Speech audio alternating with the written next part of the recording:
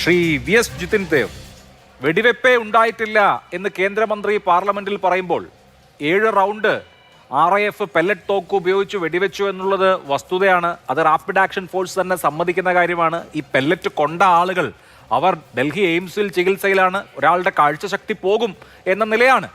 എന്നിട്ടും തോക്ക് ഉപയോഗിച്ചില്ല എന്നെങ്ങനെ പറയാൻ സാധിക്കുന്നു? രാജ്യത്തെ തെറ്റിദ്ധരിപ്പിക്കുകയാണോ?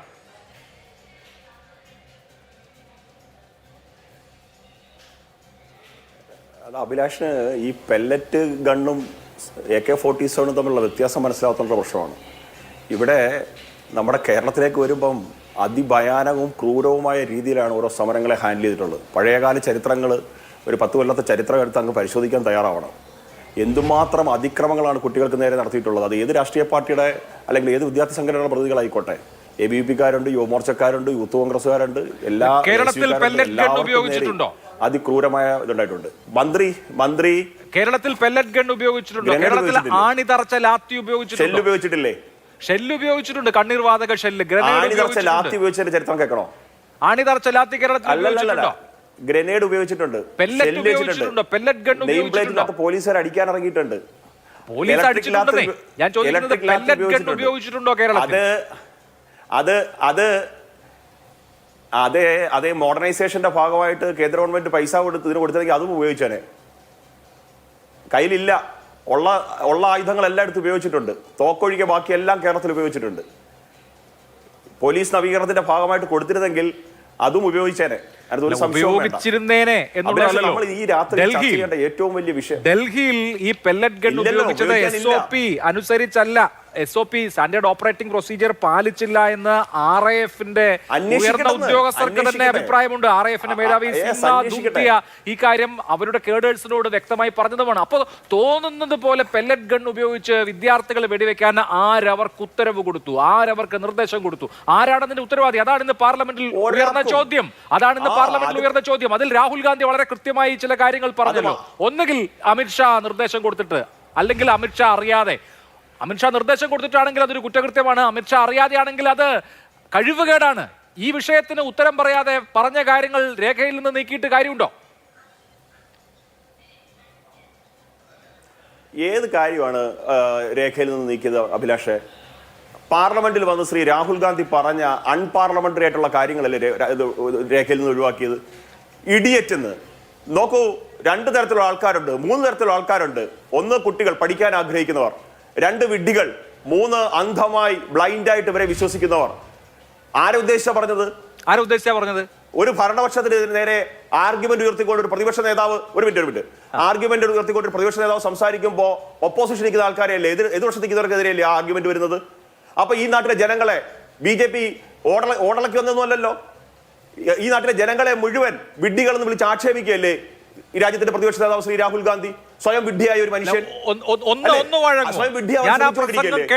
ഏതോ ഒരു മതിഭ്രമത്തിലാണ്. താങ്കൾ ആ പ്രസംഗം കേട്ടു എന്ന് ഞാൻ വിശ്വസിക്കുന്നു. രാഹുൽ ഗാന്ധി പറഞ്ഞത് ഒരു സ്റ്റുഡന്റും അദ്ദേഹവും തമ്മിലുള്ള കോൺവെർസേഷൻ. അപ്പോൾ സ്റ്റുഡന്റ് 3 തരത്തിലുള്ള ആളുകളെ കുറിച്ച് പറയാണ്. അതിൽ ഈ രണ്ടാമത് പറഞ്ഞ സ്റ്റുഡന്റ് കഴിഞ്ഞ പിന്നെ രണ്ടാമത് പറഞ്ഞ ഇഡിയറ്റ്സിനെ കുറിച്ച് പറയുന്നത് എന്താ?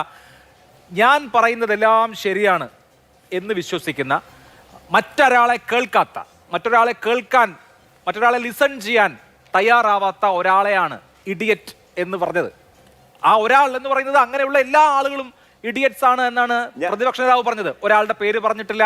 അത് ഭരണപക്ഷത്തുള്ള ആരെങ്കിലും ആണ്, അല്ലെങ്കിൽ ഏതെങ്കിലും മന്ത്രിയാണ്, പ്രധാനമന്ത്രിയാണ്, അങ്ങനത്തെ യാതൊരു സൂചനയും നൽകിയിട്ടില്ല. 3 തരം ആളുകളാണുള്ളത്. 1 സ്റ്റുഡന്റ്, 2 ഇഡിയറ്റ്, 3 അന്ധഭക്ത. 3 പേരുടെയും സവിശേഷതകളാണ് വിശദീകരിച്ചത്. ഞാൻ പറയുന്നത് മാത്രം ശരി, എനിക്ക് വേറൊന്നും കേൾക്കണ്ട എന്ന മനോഭാവമുള്ള ആളുകൾ ഇഡിയറ്റ്സ് ആണെന്ന് പറഞ്ഞാൽ അതെങ്ങനെയാണ് ഭരണപക്ഷത്തെ അവഹേളിക്കലാവുക? ജഗതി ഒരു സിനിമയിൽ ഇത് എന്നെ ഉദ്ദേശിച്ചാണ്, എന്നെ തന്നെ ഉദ്ദേശിച്ചാണെന്ന് പറഞ്ഞതുപോലെയല്ലേ അത്? ഞാൻ ഈ ചർച്ചയ്ക്ക് ഇങ്ങോട്ട് വരുന്ന സമയത്ത് കരുനാപ്പള്ളി വെച്ച് ഒരാൾ എന്നോട് പറഞ്ഞു, എങ്ങോട്ട് പോകുന്നു? ഞാൻ പറഞ്ഞു മാതൃഭൂമി ചർച്ചയ്ക്ക് പോകുന്നു. ആരാണ് ആങ്കർ? അപ്പോൾ പറഞ്ഞു അഭിലാഷ് മോഹനാണ്. അയ്യോ, ആ സംസാരിക്കാൻ അനുവദിക്കാത്ത ആ ഇഡിയറ്റിന്റെ ചർച്ചയിൽ ഇരിക്കാനാണോ നിങ്ങൾ പോകുന്നത്? ഇങ്ങനൊരു സാങ്കല്പിക കഥ ഞാൻ ഉണ്ടാക്കി പറഞ്ഞാൽ എന്റെ വാദമല്ലാതായി മാറും അഭിലാഷ് മോഹൻ. മനസ്സിലായില്ലേ? നിങ്ങളെ പറ്റി പറയുന്ന ആക്ഷേപമാണ്. വേണ്ട, എനിക്ക് അങ്ങനെ വാദമേ ഇല്ല. എനിക്ക് നിങ്ങളെ ഓർത്ത് നിങ്ങളോട് ബഹുമാനമേ ഉള്ളൂ.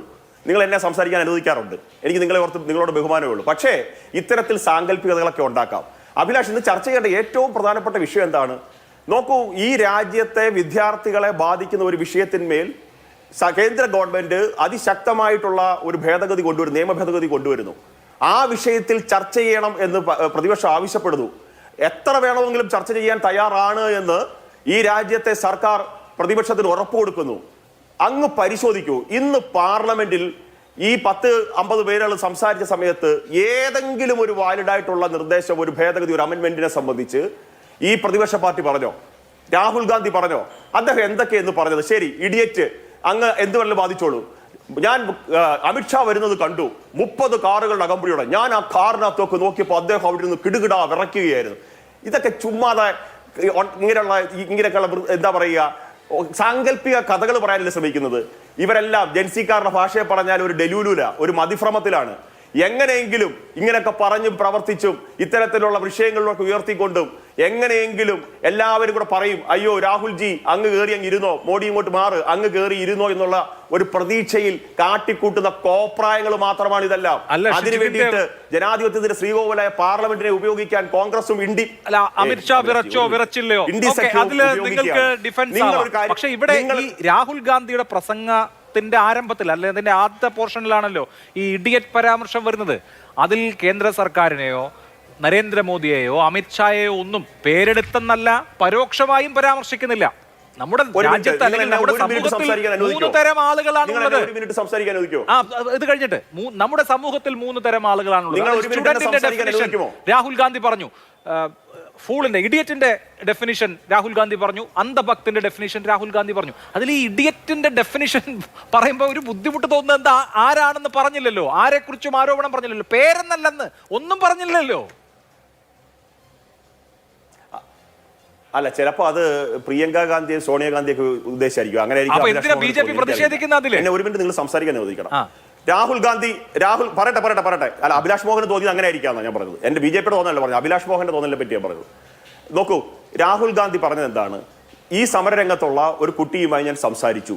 അപ്പൊ ആ കുട്ടി എന്നോട് പറഞ്ഞു 3 തരത്തിലുള്ള ആൾക്കാരുണ്ട്. സമരം ചെയ്യുന്ന കുട്ടി എന്നോട് പറഞ്ഞു 3 തരത്തിലുള്ള ആൾക്കാരുണ്ട്.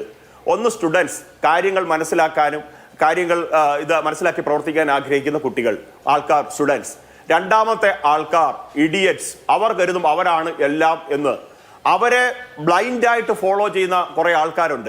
അത്തരത്തിൽ 3 തരത്തിലുള്ള ആൾക്കാരാണ്. ആരാണ് പറഞ്ഞതെന്നാണ് രാഹുൽ ഗാന്ധി പറഞ്ഞത്? സമരരംഗത്ത് നിൽക്കുന്ന ആളാണ്. സമരരംഗത്ത് നിൽക്കുന്ന ആൾ എന്തായാലും നരേന്ദ്രമോദി സൂപ്പറാണ്, നരേന്ദ്രമോദിയോട് എനിക്ക് ഇതാണെന്ന് പറയുമോ? പറയില്ല. സമരരംഗത്ത് നിൽക്കുന്ന ഒരു NSUവിന്റെയോ അല്ലെന്നുണ്ടെങ്കിൽ ഐസായോടോ SFIയോടോ സ്റ്റുഡന്റിനോടായിരിക്കാം രാഹുൽ ഗാന്ധി സംസാരിച്ചത്. ഇത്തരത്തിലുള്ള വാദങ്ങൾ പറയുമ്പോഴേ ഈ പറയുന്നത് പോലെ എന്താ പറയുക, കാല് വെക്കുമ്പോഴേ അറിയാം എന്തിനാണെന്നുള്ളതെന്ന് പറയുന്നത് പോലെ ഇത്തരത്തിലുള്ള വാദങ്ങളോടെ രാഹുൽ ഗാന്ധി ധാരാളം ഉപയോഗിച്ചിട്ടുണ്ട്. പറഞ്ഞിട്ടില്ലേ ഹിന്ദുക്കളെല്ലാം ഭീകരവാദികളാണെന്ന്? എനിക്ക് അങ്ങനെ പോവരുത്. എനിക്ക് പറയാനുള്ള വാദം അങ്ങ് കേട്ടില്ല.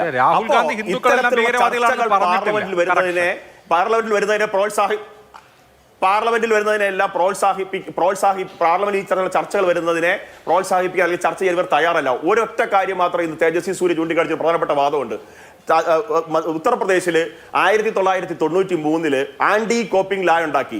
ആ സമയത്ത് ഇന്ത്യ സഖ്യത്തിന്റെ കൂടെയുള്ള ഇവരുടെ സമാജ്വാദി പാർട്ടിയുടെ ഏറ്റവും വലിയ തെരഞ്ഞെടുപ്പ് വാഗ്ദാനം ഈ നിയമം പിൻവലിക്കുന്നതായിരുന്നു. ഇന്ന് പാർലമെന്റിൽ കേട്ടില്ലേ എത്രത്തോളം ചോദ്യപേപ്പറുകൾ ചോർന്നിട്ടുണ്ടെന്ന് കോൺഗ്രസിന്റെയും UPയുടെയും കാലഘട്ടത്തിൽ. ഇന്ന് കോൺഗ്രസ് ഭരിക്കുന്ന അപ്പൊ ജനങ്ങളും കുട്ടികളും ഒക്കെ ഇത് മനസ്സിലാക്കി തുടങ്ങിയത്. നരേന്ദ്രമോദിയെ സംബന്ധിച്ച്, നരേന്ദ്രമോദി ഈ നാട്ടിലെ പുതിയ തലമുറയിലെ കുട്ടികളെ സംബന്ധിച്ച് ഗ്രേറ്റസ്റ്റ് ഓഫ് ആൾ ടൈം ആണ്. രാഹുൽ ഗാന്ധി കുട്ടികളെ സമയത്ത് ക്രിഞ്ചാണ്. ഈ ദലൂരിൽ നടക്കുന്ന ഈ മനുഷ്യനെ ജനം തിരിച്ചറിയുന്നുണ്ട്, ഇന്ന് കുട്ടികളും തിരിച്ചറിയുന്നു. ശരി, ഓക്കെ, അതാണ് BJP ടേക്ക്.